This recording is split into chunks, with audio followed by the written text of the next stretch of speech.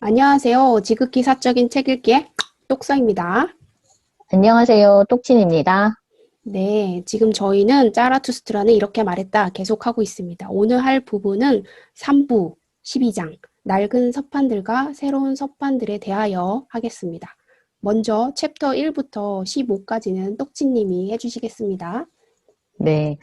이번 장은 되게 30개의 어떤 부분으로 나누어져 있어서 15개 나눠서 제가 리뷰할 건데, 어, 이렇게 그동안 니체가 자라투스트라의 입을 통해서 하고 싶었던 말들을 다시 한번 요약해 놓은 것이 아닌가라는 생각이 들더라고요. 그래서 앞에서 나왔던 이야기들이 짧게 짧게 다시 한번 우리를 복습시키려고 하는구나라는 생각으로 봤는데요. 첫 번째 이제 챕터에서 이런 이야기가 나와요. 나 여기 앉아 기다리고 있노라. 낡고 부서진 서판과 새롭게 반쯤 쓰인 서판을 주변에 둔 채. 그래서 이 낡은 서판이라는 것은 그러니까 지금까지 어떤 전통적으로 우리가 진리다, 이게 맞다라고 생각해 왔던 그런 가치관들 있잖아요. 대표적으로 이제 선과 악이라는 관념에 관한 거가 될 건데 그런 가치관들이 새겨져 있는 낡은 서판. 그러니까 이거 낡은 가치관이라고 이야기해도 되겠죠. 그다음에 새로운 서판이라는 것은 창조하는 자에 의해서 만들어진 새로운 가치관을 의미한다. 그래서 이전 시간에 저희가 이제 리뷰했던 것 중에서 선악에 대해서 다시 한번 보자. 기존의 가치관을 벗어나서 다시 한번 보자. 그러면 선은 정말 선하고 악은 정말 악한가? 그렇지 않다. 행위자에 의해서 달라질 뿐이다. 라는 이제 리뷰를 했었는데요. 그런 것처럼 이제 이 선과 악이라는 것도 창조하는 사람에 의해서 새롭게 만들어질 수 있다는 거죠. 그런 이제 반쯤 썼다 그랬으니까 아직 완성되지는 않은 것 같은데 다 완성이 되면 아마 짜라투스트라도 일본맨시가 되지 않을까라는 생각을 하고요. 그 다음에 나의 시간은 언제 오지? 내가 하강하고 몰락하게 될 시간은 나 다시 한번 사람들에게 가고자 하기 때문이다. 라고 이야기를 하면서 지금 있는 곳이 저 높은 어떤 경지에 있는 것 같아요. 그래서 그것을 자기가 깨닫게 된 것을 사람들한테 알려주기 위해서 그 높은 곳에서 이제 내려올 생각을 갖고 있는 거죠. 그래서 사람들한테 이 가르침을 설명해주고 싶다 이런 바람을 이제 이야기하고 있습니다. 그다음에 두 번째 챕터에서는 내가 사람들에게 다가갔을 때 하나같이 사람에게 무엇이 선이며 무엇이 악인지를 이미 오래전부터 알고 있다고 자부하고들 있었던 것이다. 정말 이렇게 말했던 것처럼 지금 똑서님도 어떤 게 선이에요? 어떤 게 악이에요? 라고 말을 한다면 우리 정확하게까지는 아니더라도 보편적으로 말할 수 있는 것들이 있잖아요. 뭐 있죠. 살인은 악이고, 음, 다른 사람을 도와주는 건 선이다. 뭐 네. 이런 식으로. 그래서 사람들이 지금까지 믿고 있었던 선과 악이 진리라고 생각을 한다는 거예요. 아주 굳게 믿고 있다는 거예요. 그러나 창조하는 자가 아니라면 그 누구도 무엇이 선이고 무엇이 악인지를 모른다. 그러니까 이전 시간에 말씀드렸던 것처럼 이 선과 악이라는 것은 정해져 있지 않다는 거죠. 행위자가 누구였냐에 따라서 이제 뭐 좋은 어떤 행위일 수도 있고 나쁜 행위일 수도 있고 이런 의미인데 창조하는 자라는 것은 우리가 지금까지 계속 얘기해왔지만 율법맨시에 가까운 사람이잖아요. 내가 나의 법을 세우고 나에게 명령을 하고 내 삶의 주인이 돼서 이제 행위를 하는 사람이기 때문에 이 어떤 행위에 대해서 주체가 되거든요. 그래서 이 사람이 하는 자기가 선이라고 믿고 있는 거, 자기가 악이라고 믿고 있는 거. 이러면 창조하는 사람들마다 이 성과 악이 좀 다 다르지 않을까요? 네, 그런 다를 것 생각을, 같아요. 네, 자기만의 선과 악이 다 있다라고 기존에도 네. 얘기를 했고, 네. 네네네네. 음, 그렇게 될 것 같아요. 그래서 네. 어떤 기존의 가치와 틀을 깨고 나와야지만 이런 믿음이 깨질 수 있다는 거죠. 굉장히 견고하죠. 음, 이 견고함을 저희도 느끼잖아요. 음, 서양에서는 기독교로 인해서 만들어진 게 많을 거고, 음. 우리는 유교에 의해서 만들어진 게 많잖아요. 네네. 정말 한치의 의심도 없이 이건 선이고 이건 악이다 이렇게 음, 생각을 해왔었는데 좀 그것에 대해서 달리 생각해보는 기회가 된 것 같아요. 이번 이 공부하면서. 네. 그다음에 세 번째 챕터를 보면 위버맨시에 대한 얘기가 나오거든요. 내가 위버맨시라는 말을 습득한 것 또한 그곳에서였고 사람이란 극복되어야 할 그 무엇이라는 것. 사람은 목적이 아니라 일종의 교량이라는 것.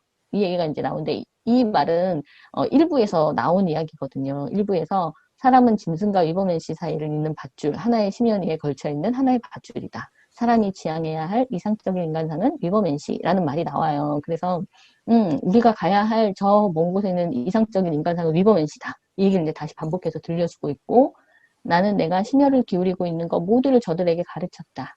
나 그렇게 되기를 원했노라. 또 앞으로 그러기를 원할 것이다. 라고 말할 때까지 일체의 그랬었다를 전환하도록 말이다. 이것은 지난번에 지지난번이었나요? 똑서님이 네, 리뷰하셨던 그 운명의 사상이잖아요. 네, 아모르 파티. 자신의 운명을 긍정해라. 나 그렇게 되길 내가 원했다라고 긍정을 한다면 그 고통과 고난이 만약에 있다면 그게 나한테 왜 왔을까? 나를 어떻게 성장을 시킬까? 하고 긍정하고 받아들이는 것에 대해서 이야기를 했었는데요. 그 이야기가 다시 반복되고 있고, 그 다음에 챕터 4에서는 내 이웃에게 선처를 베풀지 말라. 사람은 극복되어야 할 그 무엇이니. 이런 말이 나오는데 이거 이웃사랑이잖아요.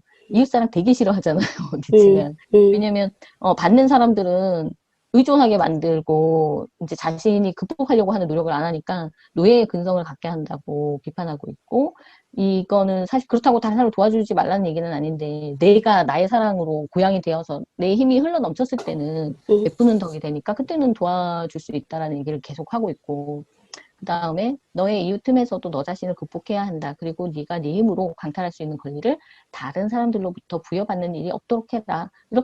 이렇게 사람들이 이웃사랑이라고 베푼다면 받지 말으라는 얘기잖아요. 자기가 자기 자신을 극복해라. 자신에게 명령할 줄 아는 사람이 되라. 이런 얘기를 하고 있습니다.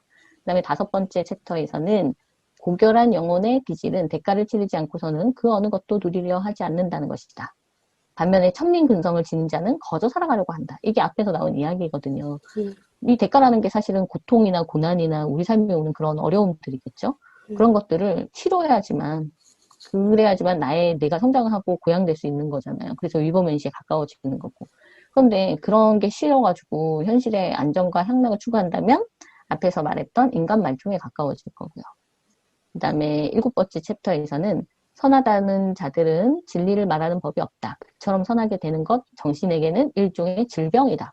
사람들이 그러니까 선하다고 믿고 선하다고 행동하는 게 일종의 정신병이라는 이야기를 이제 하고 있거든요. 그러니까 그만큼 사람들이 병인 줄도 모르고 굳건하게 이제 믿고 있다는 뜻이겠죠. 그런데 대담한 모험, 끈질긴 의혹, 매정한 거부, 실증 생명 속으로 파고들기 이런 것들을 한데 다 모은다면 이게 이제 진리가 이곳에서 나온다는 거예요. 그래서 이런 힘으로 이렇게 질병처럼 굳어있는 성가학에 대한 이런 관념들을 깨부셔라. 그래서 저 낡은 서판을 부셔버려라, 부셔버려라. 이렇게 아주 강하게 이야기를 하고 있습니다. 그래서 우리가 니체를 망치를 든 철학자라고 이야기를 하잖아요. 그래서 기존에 가지고 있던 낡은 관념이나 그런 가치관들을 다 깨버리고 새로운 가치관을 창조해내라. 그것이 바로 진리다. 이렇게 얘기하고 그 새로운 가치관이라는 건 또 기존의 가치관처럼 어떤 통일성을 향하는 것은 아닌 것 같아요. 창조니까. 그 다음에 챕터 9를 보면 성과 악에 대한 것도 지금까지 망상일 뿐 알려진 것은 아무것도 없다. 예, 이거 지난번 리뷰에서 말씀드렸던 것처럼 행위자에 의해서 선이고 악이 될 뿐이지 이 성과 악에는 어떤 그런 판단의 근거가 되는 게 없다는 거죠. 자, 그 다음에 11번 챕터에서는 모든 천민과 모든 전제 폭군적인 것에 대적하는 적대자, 새로운 서판에 고결이라는 말을 써넣을 그런 새로운 귀족이 출현해야겠다. 귀족이 출현하기 위해서는 많은 고결한 자들과 다양한 유형의 고결한 자들이 존재해야겠다. 저는 이러한 새로운 귀족이 출현이 될 것처럼 꿈틀꿈틀하고 있는 것 같아요, 지금. 왜냐면 저도 그런 것 같아요. 이렇게 깨어나는 사람들이 점점 많고 다양성을 많이 존중해 주기도 하고 어떤 이런 분위기들이 있고 더구나 이 코로나19로 인해서 이게 조금 이러한 사람들의 출현이 조금 더 빨라지지 않을까? 라는 음, 생각이 들었어요. 그래서 약간 아까 이거 공부하면서 든 생각인데 이걸 소재로 소설을 쓰면 진짜 재밌겠다. 인간의 어떻게요? 신분 계급이 있는 거죠. 음, 새로운 귀족이 있는 거죠. 근데 이 새로운 귀족은 음, 예전에 그 밑에 있는 천민을 약탈하고 뭐 분림하는 그런 귀족이 아니라 음, 이 밑에 있는 그 민중들을 하나씩 깨우치게 만들어주는 거죠. 뭔가 음. 이런 식으로 뭐 이야기를 만들면 되게 좀 재밌을 것 같다는 생각이 들고. 기대하겠습니다. 소설가로 되시는 거 아니에요? 잠깐 이제 생각은 좀 해봤어요. 어린이용으로. 좋아요. 어린이용으로. 네, 하여튼, 네. 오늘 처음 드는 생각이었으니까 한번 발전시켜 보도록 하겠습니다. 네. 네. 그래서, 이제, 그런 이야기를 했고, 14번째 챕터를 보면, 마음까지 떨구고 있는 광신자들과 의기소침한 자들이 이 세계 자체가 오물을 뒤집어 쓴 괴물이라고 설교하고 있는 것이다. 이 세계에는 많은 오물이 있다. 그렇다고 해서 이 세계 자체가 오물을 뒤집어 쓴 괴물은 아니다. 이 세계에는 많은 것들이 악취를 내뿜고 있다고 하는데 거기에 지혜가 들어있다. 역겨움, 그것이 바로 날개와 샘이 어디 있는지를 예감하는 힘을 창조해내니라고 해서 지금 이런 선과 악의 어떤 낡은 가치관을 만들어낸 세력들은 사실 이 세상은 살기 힘들어, 이 세상은 너무 힘들어, 고통과 고난이 가득해라고 우리들한테 주입을 시키는 거잖아요. 그래서 이제 사람들은 오물을 뒤집어 쓴 괴물이야 막 이렇게 생각을 하고 있지만 사실 오물이 있는 건 맞지만 그러한 것들은 우리를 성장시키기 위해서 존재할 수 있다라고 이제 이야기를 하는 거예요. 그래서 이게 제가 전에 2부 2장에서 행복이 넘치는 섬들이라는 걸 리뷰했을 때 나온 이야기인데, 이렇게 앞에서 말한 것처럼 니체는 이 세계를 바라보는 시선이 굉장히, 따뜻해요. 그래서 물론 오물도 있고 더러움도 있고 뭐 부패도 있고 뭐 다 있지만 그런 것들이 있지만 그래도 이 우리가 살고 있는 이 세계는 살아 움직인다는 거죠. 생동감 있게 봄, 여름, 가을, 겨울 지나면서 계속 끊임없이 움직이는 이런 생명력을 디오니소스적인 생명력이라고 얘기를 할 만큼 이 세계에 대해서 되게 좀 긍정을 하고 있는 편이었거든요. 그리고 창조하는 자가 되기 위해서 어떻게 해야 되느냐. 그래서 이거 지난번에 리뷰한 내용을 그대로 가져왔는데 제일 마지막에 보면 창조하는 자 자신이 다시 태어날 아기가 되기 위해서는 산모가 될 각오를 해야 하며 해산의 고통을 각오해야 한다. 그러니까 쉽게 창조하는 자가 되는 거 아니에요. 위버맨시가 되기 위해서는 굉장히 힘들어요. 각종 고난과 고통을 다 이겨내야 되고 나한테 주어지는 고난과 고통뿐만 아니라 내가 모험을 찾아 떠나고 그렇게 해야 되는 거잖아요. 그런 게 거의 해산의 고통만큼 굉장히 힘들다. 그래서 그런 것들을 다 자신을 고양시키기 위해서 긍정하고 그것을 극복해내라. 라는 이야기를 하고 있습니다. 저는 여기까지입니다. 네. 제가 이어서 챕터 16에서 30까지 하겠습니다. 챕터 16에 보면 많이 배우는 사람은 격렬한 욕망을 모두 잊어버리기 마련이다. 이 말을 어두운 골목 곳곳에서 사람들이 속삭인다고 해요. 지혜라는 것은 피곤하게 할 뿐이다. 아무짝에도 쓸모없다. 욕망할 일이 아니다. 이 말은 새로운 서판에 기록된 내용이래요. 그런데 이런 골목에서 하는 말들, 새로운 서판에 기록된 내용 모두 자라투스트라는 이렇게 말해요. 부셔버려라. 이 새로운 서판 또한 부셔버려라. 이렇게 말을 합니다. 이런 말을 하는 자들은 제대로 배우지 못했고 가장 좋은 것은 배우지도 못했다고 해요. 모든 것을 너무 일찍, 너무 서둘러서 배웠던 것이라고 하는데 제대로 씹어 삼키지 않아서 위에서 탈이 난 것이라고 합니다. 우리 이거 지난번에 교양인에 대하여를 보면은 많은 책들과 많은 문헌을 봐서 그 지식은 풍부한데 자기 것으로 체화시키지 못해서 얼룩덜룩한 그 색깔만 여러 개 50개 정도 찍혀 있는 걸로 묘사한 교양인을 봤었어요, 그때. 그런 상태라고 보면 될 것 같아요. 그러니까 이 사람들이 입으로 뱉어지는 거는 그 자라투스트라가 하는 말이지만 제대로 씹어 삼키지 않은 상태에서 뱉어지는 거라 탈이 난 것이라고 얘기를 해요. 그래서 제대로 배우는 법을 자기한테서 배워야 한다라고 얘기를 했고요. 챕터 17에 보면 이 세계에 지쳐 있다는 자들이여, 이 땅의 게으름뱅이들이여, 누군가가 나서서 너희를 해초리로 때려야 하리라. 해초리로 때려서라도 너희의 발에 다시 생기를 불어 넣어 주어야 한다. 챕터 18에 보면 목표를 겨우 한 뼘 정도 놔두고 탈진한 그대로 있으려 하다니 진정 너희라도 나서서 머리채를 잡아 하늘로 끌어올려야 하리라.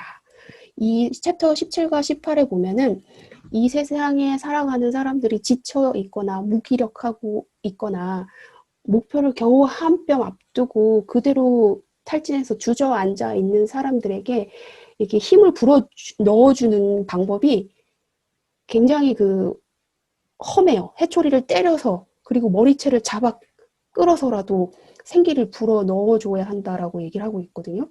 굉장히 따뜻한 이미지는 아니고 무서운 매를 든 선생님 같은 이미지로 얘기를 하고 있어요. 챕터 19에 보면 산이 높아질수록 나와 함께 산에 오를 사람은 그만큼 적어진다. 나는 더욱더 신성해지는 산줄기 하나로 만들어낸다. 오 형제들이여 나와 함께 어디를 오르든 더부서리하는 자가 따라붙는 일이 없도록 조심하라. 챕터 20에 보면 추락하고 있는 것, 그것을 오히려 걷어차 주어야 한다. 그러니까 여기 19나 20에 보면은 나는 위버맨시로 가는 그 길에 더부서리하는 자, 자기한테 기대고 나약한 자를 같이 동요하면서 끌고 갈 생각이 전혀 없어요. 오히려 그런 사람을 버리고 걷어차 주어야 한다라고 얘기를 해요. 챕터 17부터 20까지에 보면은 굉장히 나약하고 지쳐있고 무기력한 사람들을 강하게 끌어올리려고 하는데 왜 이런가를 보면은 그 짜라투스트라는 니체는 인간에게는 힘의 의지가 있다라고 얘기를 했어요. 인간에게는 힘의 의지가 있어서 자신을 고양시키고 성장하고 자기를 초극하려고 하는 의지가 있어서 이걸 발현하면서 살아야 한다고 했고, 그렇지 않은 인간에게는 동정을 베풀 필요가 없다고 얘기를 해요. 그래서 이렇게 강력하게 해초리를 때려서라도 머리채를 잡아 끌어올려서라도 그 힘의 의지를 불어넣어야 한다라고 얘기를 했고, 그렇지 않은 인간에게는 동정을 베풀면 안 된대요. 왜냐하면 그의 힘의 의지를 나약하게 만든다고 생각을 한 거예요. 인간은 힘의 의지를 구현할 때 참된 의미의 행복을 느끼는 존재이기 때문에 이렇게 강하게 워딩한 것 같고요. 챕터 21에 보면 나는 용감한 자들을 사랑한다. 그러나 노련한 검객이 되는 것만으로는 충분하지가 않다. 누구를 겨냥해서 칼을 휘둘러야 하는가도 알고 있어야 한다. 자신을 억제한 채 그냥 지나가는 것이 더 용기 있는 일인 경우도 흔히 있다. 벗들이여 한층 품격 있는 적을 위해 너의 자신을 아껴두어야 한다. 그러기 위해서라도 많은 사람들을 거들떠보지 말고 그냥 지나가야 할 것이다. 우선은 내가 유어맨시로 그 가는 과정에 나는 누구를 겨냥해서 칼을 휘둘러야 하는지 명확하게 알고 있어야 돼요. 그래서 내가 그 길을 가는 과정에 나를 끌어내리려고 하는 사람들이 너무나 많을 거잖아요. 그럴 때 나는 그냥 지나갈 수 있는 용기도 있어야 돼요. 그리고 왜 이런 얘기를 한 거냐면, 이 살다 보면 또 위버맨시로 가는 그 과정에서 나와 의견이 다른 사람을 분명히 만날 거예요. 그럴 때는 그냥 정정당당하게 그 사람과 이야기하고, 이야기하는 과정에 상대방이 설득력 있게 말을 한다면 수긍을 하고, 또 반대로 상대방이 말도 안 되는 얘기를 막 밀어붙이면 그냥 무시하고 지나갈 수도 있어야 된다는 얘기예요. 그 사람하고 막 싸우려고 하지 말고 그냥 무시하고 지나갈 수 있어야 한다고 얘기를 하고 있어요. 모든 일에는 자기 때가 있고 운명이 있는데, 더 이상 사랑할 수 없는 곳에 에너지를 쓸 필요가 없는 곳에서 그 에너지를 쓸 필요가 없다는 거예요. 그래서 무시하고 지나가야 된다고 하는 거고요. 이 부분은 지난번에 똑치님이 그냥 지나가기 장에서 자세하게 했으니까 그 부분 참고하시면 좋을 것 같아요. 그리고 저는 이 말 너무 좋아요. 이게 네, 한층 품격 있는 적을 위해 너희 자신을 아껴두어야 한다. 네. 여기에서 그거 진짜 제가 마음에 새겨야 돼요. 제 마음에. 제가 네. 그걸 못해가지고. 맞아요. 이 부분 다시 한번 읽어보면 좋을 것 같아요. 벗들이 한층 음, 품격 있는 적을 위해 너희 자신을 아껴두어야 한다. 그러기 위해서라도 많은 사람들을 거들떠보지 말고 그냥 지나가야 할 것이다. 음, 품격 있는 적은 누구냐면 나를 고양시켜 줄 만한 사람이에요. 그 사람한테 사랑과 에너지를 쏟고 다른 사람 잔챙이들은 그냥 무시하고 지나가야 한다라고 얘기를 하고 있습니다. 챕터 24에 보면 이 부분은 이제 결혼 부분인데 지난번에 우리가 리뷰한 부분이라서 간단하게 얘기를 하면 우리가 과연 위대한 결혼을 하기에 적합한지 그것을 알아보기 위해 일정 기간의 작은 결혼을 해보자. 어느 때고 둘이 붙어 있어야 한다는 것은 엄청난 일이 말이다. 이 부분은 결국에는 니체를 보면 결혼 전에 약간의 동거나 일정 기간을 두고 서로 함께하는 기간을 가지는 걸 정당한 것 같다는 생각이 들어요. 그래서 그 기간 동안에 둘이 함께 있는 동안에 서로를 알아보는 거죠. 음, 이 사람과 내가 정말 결혼을 해서 살 만한 사람인지 알아보고 결혼하라는 거예요. 무턱대고 결혼하지 말고. 왜냐하면 니체한테는 결혼의 목적은 위버맨시를 낳는 거거든요. 이게 너무 좀 웃긴데 니체의 결혼의 목적은 아주 확고해요. 위버맨시를 낳는 거예요. 그래서 음, 앞을 생각해서만 생식하지 말고 위를 생각해서 위버맨시를 낳는 것을 생각해서 생식하도록 하라고 해요. 그래서 뛰어난 남녀가 만나서 결혼해야 한다. 이 관념은 확실했어요. 니체는. 음, 챕터 25에 보면은 명령을 내릴 수 있는 자는 누구이며 복종을 할 수밖에 없는 자는 누구인지 그것이 여기에서 시도되리라. 아, 얼마나 오랜 탐색과 숙고, 실패와 학습, 그리고 새로운 시도에 의해서인가. 사람 사회, 그것은 일종의 시도다. 나 그렇게 가르치는 바이다. 일종의 긴 탐색인 것이다. 그러나 사람 사회가 탐색하고 있는 것은 명령을 내리는 자였다. 여기에서 이제 명령을 하는 자는 그 전에도 저희가 한번 얘기한 적이 있는데 자신의 삶의 가치를 스스로 정립하는 자거든요. 그리고 자신의 선과 악의 기준을 정립하는 자예요. 이런 자만이 명령을 할 수 있어요. 명령을 한다는 것은 어떤 말이냐면 모든 명령에는 시도, 도전, 모험이 깃들어져 있어요.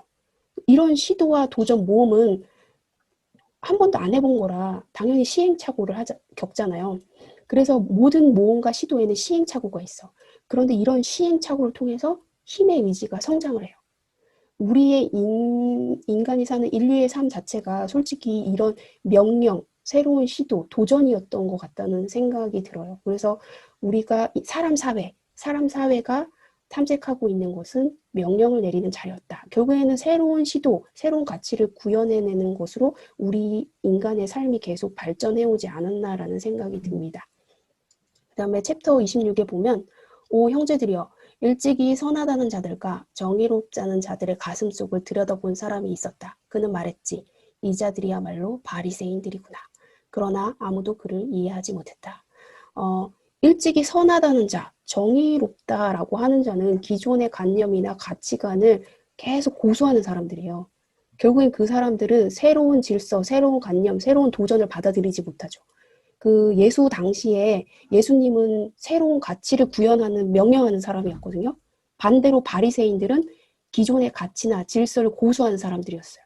그래서 바리새인이 보기에 예수님은 정의롭지 못한 거죠. 선하지 못한 거예요. 하지만 지금 우리 세대가 보기에는 반대죠. 예수님은 정말 우리 인류를 구원하러 온 구원자였고 선하신 분이었잖아요. 그래서 기존에 일찍이 선하다, 정의롭다 하는 자들은 기존의 관념을 깨부셔야 한다고 얘기를 하고 있는 거예요.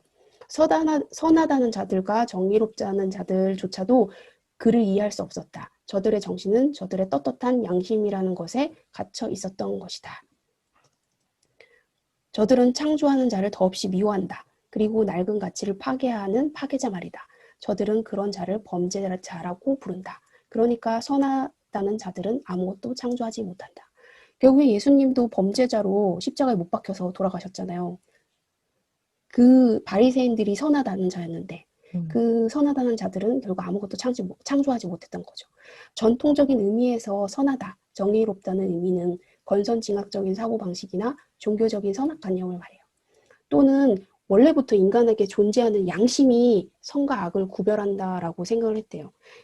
아까 저희가 공부하면서 나눴는데 칸트의 정엄명령, 보편적인 타당성을 갖고 있는 게 바로 양심이다라고 칸트가 말을 했대요. 하지만 니체는 이거를 부정했어요. 결국에 양심이라는 것도 우리가 어렸을 때부터 계속 학습되어 온 기독교적인 사고방식에 불과하고 양심은 원래부터 인간에게 존재했던 것이 아니라 하나의 역사적, 문화적 산물에 불과하다라고 얘기를 했어요. 그리고 보면 솔직히 문화나 역사가 다르면 다른 선악의 기준을 갖고 있잖아요. 네. 다 달라요, 정말. 그런 예가 뭐가 있을까요? 어떤 데는 사촌끼리 결혼하는 게 정상인데 어느 나라에서 우리 유교적 사상을 갖고 있는 그건 진짜 폐륜이죠. 그런 것도 많고요. 진짜 역사적으로, 문화적으로 그 양심이 지배하는 게 다 똑같은 건 아닌 것 같다는 생각이 들어요. 챕터 27에 보면 온 인류 미래를 위협하고 있는 가장 큰 위험은 어떤 자들에게 있지? 선하다는 자들과 정의롭다는 자들에게가 아닌가. 타도하라. 저 선하다는 자들과 정의롭다는 자들을 타도하라.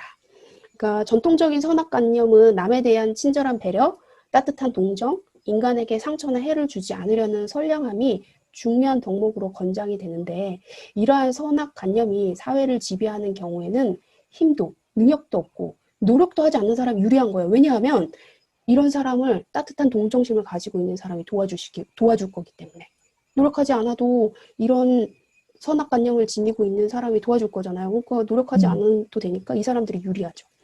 챕터 28에 보면 선하다고 하는 자들은 너희를 잊지도 않은 해안과 거짓 안전으로 현혹해왔다. 이거는 우리가 지난번에 공부했듯이 우리가 요람 시절에 있을 때부터 갓난아기 때부터 계속 주입받은 세뇌받은 그런 관념인 거죠. 너희는 선하다는 자의 거짓말 속에서 태어나 보호받아왔다. 모든 것이 선하다는 자들에 의해 철저하게 기만되고 왜곡되어 온 것이다.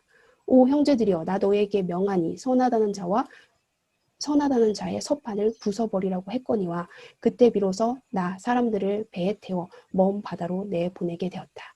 여기에서 이제 이런 서판을 낡은 가치관을 부숴버리면 사람들을 배에 태워서 먼 바다로 내보내겠대요.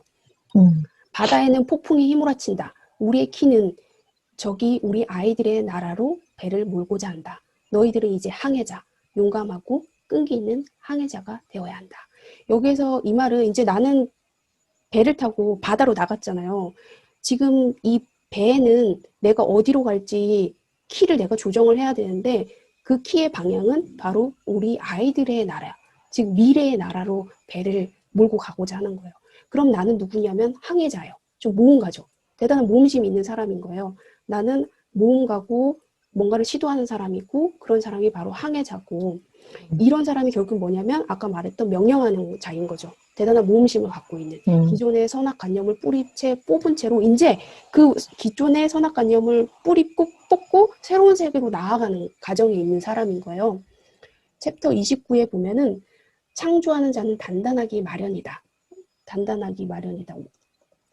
그러니 마치 밀랍에 눌려 찍듯 너희 손을 수천 년의 세월 위에 눌러 찍는 것을 더 없는 복으로 생각해야 할 것이다. 무릇 가장 고결한 것만이 실로 단단한 법이니. 여기에 보면 이제 다이아몬드처럼 창조하는 자는 단단해져야 한다라고 얘기했거든요. 다이아몬드는 수천 년의 세월 동안 아주 위에서부터 계속 눌려져가지고 그 결정체가 단단해진 거잖아요. 이처럼 창조하는 자는 단단해야 된대요. 흔들림이 없어야 된대요. 왜냐하면 전통적인 선악관념은 인간을 의존적이고 약하게 만드는데 자신만의 선악을 기준을 가지고 있는 자가 바로 창조자잖아요. 이런 창조자는 강한 자가 되어야 돼요. 니체는 그리스 로마의 고전 문화에 남아있는 선악관념을 이상적인 것으로 판단을 했는데 그리스 로마 시대를 이제 보면은 기독교 이전의 시대거든요. 기독교적 신앙사상이 지배하기 전인 거죠. 이때 그리스 로마 시대의 신화를 보면은 남에게 해를 끼치고 남을 억압하고 착취하는 것은 악하다는 생각 자체가 없었어요. 결국에 이런 사상 자체가 기독교적인 선악 사상인 거죠. 그 당시에 이제 그리스 로마 시대에 보면 세계를 정복하는 게 그 시대의 뭐라 그럴까? 그 시대의 전반적인 사고방식이었던 것 같아요. 그래서 다른 나라를 정복하는 것에 대해서 꺼리낌이 없었어요. 세계를 정복하기 위해서 다른 나라를 침략하고 수많은 전쟁을 일으키고 무수한 사람을 살육했던 사람들을 영웅이라고 했었어요. 그리고 니체가 그 위버맨시에 가까운 사람이라고 뽑았던 사람이 두 명이 있는데 카이사르와 나폴레옹이에요. 이 사람의 공통점을 보면 보통 사람들을 넘어서는 능력과 덕, 그다음에 거대한 야망, 냉철한 현실 파악 능력, 과감한 행동력으로 타의 추종을 불허하고 탁월한 지략과 지도력, 뛰어난 웅변술, 인간적인 매력, 제1급의 문인 등이 있거든요. 이것들을 보면 이제 기독교적 관념에서 보면 이 사람들은 악인이지만 니체가 평가하는 기준에서 보면 위대한 인간인 거예요. 위버맨시에 가까운 사람이라고 얘기를 합니다. 그 다음에 챕터 30에 보면 언젠가 위대한 종호를 맞이하여 나 준비되어 있기를 그리고 성숙해 있기를 장렬하는 항동처럼 번개를 머금은 구름과 부풀어 오른 젖가슴처럼 나 준비되어 있기를 그리고 성숙해 있기를 지난번에 우리가 위대한 종호는 해가 가장 높이 떠서 그림자가 없는 시간이고 변화가 이루어지는 시점이고 인간이 짐승과 위어맨시 한가운데 놓인 지점이고 최고의 희망의 단계라고 얘기를 했어요. 그래서 이런 언젠가 위대한 종호를 맞이하는 그 순간에 앞에서 언급했던 짜라투스트라가 언급했던 것들을 하나하나 준비해 놓으면 위대한 종호를 맞아서 이제 위버맨시로 가는 거죠. 네, 이렇게 저희가 마무리를 하려고 합니다. 네. 이번 장 굉장히 네. 길었죠. 네, 엄청 길었어요. 그리고 앞에서 했던 내용을 이제 약간 반복해 준다라는 느낌이 맞아요. 있었어요. 네. 저희 도덕경 공부할 때도 같은 얘기가 계속 반복이 되잖아요. 조금씩 다르게 해서. 네네. 그래서 사람들이 뭔가 이해를 못할까 봐 또는 제대로 받아들이지 못할까 봐 계속 친절하게 설명을 해주는 듯한 느낌을 받았는데 이 니체도 그런 것 같아요. 맞아요. 계속 이제 같은 그런 이야기들을 조금씩 다르게 해서 계속 던져주는 것 같고 이번 2장 공부하면서 저는 기존의 가치관을 깬다는 게 정말 가능은 할까라는 의심이 좀 들었어요. 그러니까 맞아요. 어디까지 내가 오염이 되어 있는지, 어디까지 내가 스며들어 있는지를 알아야 되잖아요. 내가 정말 이거 내 자신이 결정하고 내 자신이 명령한 거야 했지만 이미 주입받아서 물들어서 그런 판단을 내렸을 수도 있잖아요. 그러니까 그런 것을 깬다는 것 자체가 정말 어려운 일 같아요. 그러니까 부셔라, 뭐 머리채를 잡아 끌어라, 때려라, 뭐 이렇게 이야기를 하지 않았나 싶기도 하고. 정말 어려울 것 같아요. 진짜 우리가 죽을 때까지 가져가야 할 숙제 같아요. 그래도 그걸 알았다는 것만으로도 대단한 것 같아요. 네. 그러니까 그걸 알기 때문에 계속 이렇게 또 반복해서 한 번 더 정리해 주신 거겠죠? 네네. 네, 오늘은 여기까지 할까요? 네. 네, 다음에 봬요.